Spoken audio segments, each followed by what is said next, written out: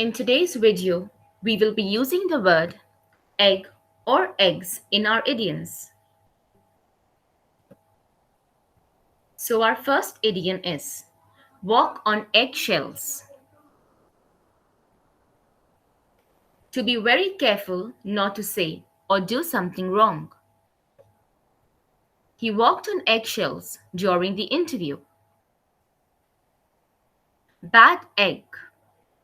Someone who is bad or dishonest. No one trusts him because he has always been a bad egg. Go fry an egg.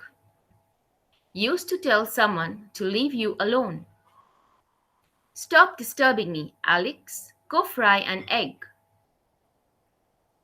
Put all the eggs in one basket. That means to put all your effort and resources in one area, or to depend on one plan for success. James invested all his money in one place, so his father said that he put all the eggs in one basket. I would recommend y'all to replay the video, try stopping at an idiom and see if you remember its meaning or not, and also try using them in your own sentences. Thank you.